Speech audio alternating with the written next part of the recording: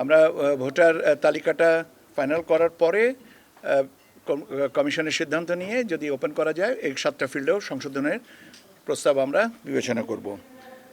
এই মুহূর্তে যেগুলো করা যাবে সেগুলো হচ্ছে স্বামী বা স্ত্রীর নাম, বৈবাহিক অবস্থা, শিক্ষাগত যোগ্যতা, প্রযোজ্য ক্ষেত্রে ধর্ম,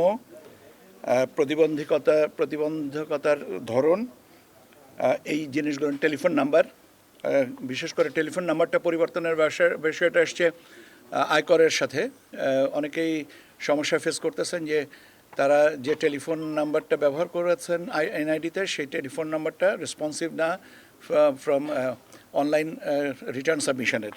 সেই কারণে এই জিনিসগুলোকে আমরা এখন সংশোধনের সুযোগ রাখছি, কিন্তু ওই 7টা ফিল্ডে আমরা এই মুহূর্তে সংশোধনের সুযোগটা দিতে পারছি না। তার কারণ হচ্ছে যে যদি ঠিকানা পরিবর্তন হয় বা নাম পরিবর্তন হয় তাহলে এটা ভোটার তালিকায় ইম্প্যাক্ট করবে।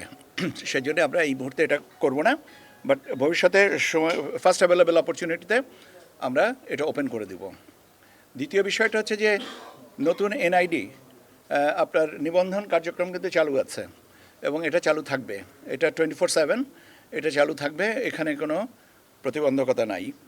তবে ভোটার তালিকায় অন্তর্ভুক্তি হবেন বা হয়েছেন 31শে অক্টোবর 2025 পর্যন্ত যারা 18 বছর অর্জন করেছেন এবং নিবন্ধিত হয়েছেন তাদেরই নাম ভোটার তালিকায় আসবে।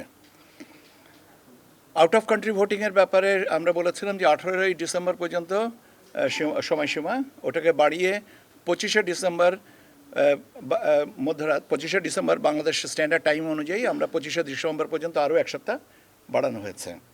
এবং আপনারা আউট অফ কান্ট্রি ভোটিংয়ের নিবন্ধন প্রক্রিয়াটা এখানে আমাদের যে স্ক্রিন আছে এখানে আপনারা নিয়মিত দেখতে পাচ্ছেন যে আমাদের প্রগ্রেসটা কীভাবে, এবং উই বিলিভ যে প্রগ্রেসটা বাড়বে। এখন বাড়ানোর সময় বিষয়টা হচ্ছে যে অনেকে প্রবাসীরা বলেছেন যে এটা বাড়ালে ভালো হয়, তো ঠিক আছে, আমরাও যদি দেখলাম যে আমাদের বাড়ানোর সুযোগ আছে, ভালো কথা, করানোই যেতে পারে।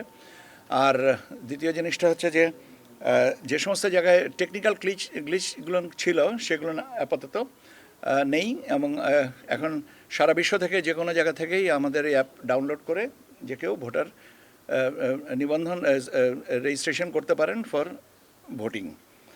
আর ICPV in country postal vote, এটার তফসিল ঘোষণার পর থেকে 15 দিন মেয়াদে আমরা আপনার নিবন্ধন প্রক্রিয়াটা চালু করব। তো এখন আপনারা বারবার করে জিজ্ঞেস করছেন তফসিল ঘোষণা হবে কখন? ওই যে তারিখে 15 দিন হবে ওই তারিখের থেকে 15 দিন আগ পর্যন্ত, ঠিক আছে?